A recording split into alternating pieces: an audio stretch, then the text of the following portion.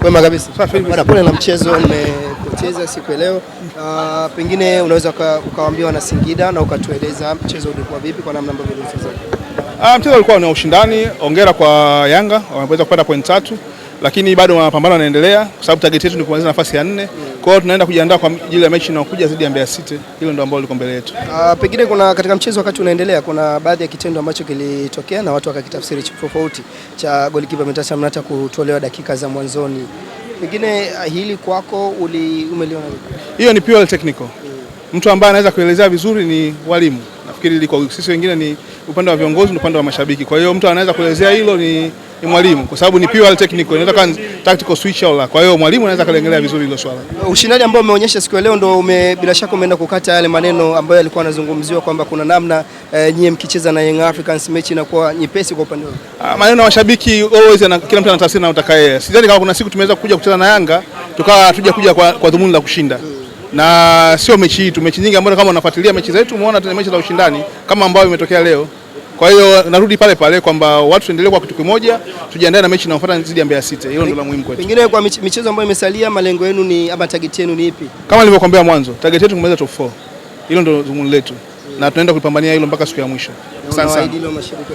Kama nilivyosema mwanzo kwamba tuendelee kwa kitu kimoja ili tufikie malengo yetu. Asante. Kwema kabisa. Bwana, pole na mchezo mmepoteza siku ya leo.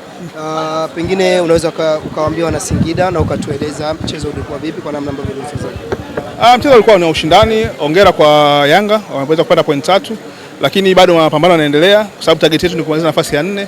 Kwa hiyo tunaenda kujiandaa kwa ajili ya mechi inayokuja dhidi ya Mbeya City. Hilo ndio ambalo liko mbele yetu. Pengine kuna katika mchezo wakati unaendelea kuna baadhi ya kitendo ambacho kilitokea na watu wakakitafsiri tofauti cha golikipa Metacha Mnata kutolewa dakika za mwanzoni. Pengine hili kwako umeliona? Hiyo ni pure technical. Mtu ambaye anaweza kuelezea vizuri ni walimu. Nafikiri liko sisi wengine ni upande wa viongozi na upande wa mashabiki. Kwa hiyo mtu anaweza kuelezea hilo ni mwalimu kwa sababu ni pure technical, inaweza kuwa tactical switch au la. Kwa hiyo mwalimu anaweza kulengelea vizuri hilo swala. Ushindani ambao umeonyesha siku ya leo ndio bila shaka umeenda kukata yale maneno ambayo yalikuwa yanazungumziwa kwamba kuna namna nyie mkicheza na Young Africans mechi inakuwa nyepesi kwa upande wao. Maneno ya mashabiki always kila mtu anatafsiri na utakaye. Sidhani kama kuna siku tumeweza kuja kucheza na Yanga tukawa hatuja kuja kwa dhumuni la kushinda. Na sio mechi hii tu, mechi nyingi ambazo kama unafuatilia mechi zetu umeona tuna mechi za ushindani kama ambayo imetokea leo. Kwa hiyo narudi pale pale kwamba watu tuendelee kwa kitu kimoja, tujiandae na mechi inayofuata dhidi ya Mbeya City. Hilo ndio la muhimu kwetu. Pengine kwa michezo ambayo imesalia, malengo yenu ni ama target yenu ni ipi? Kama nilivyokuambia mwanzo, target yetu kumaliza top 4. Hilo ndio dhumuni letu.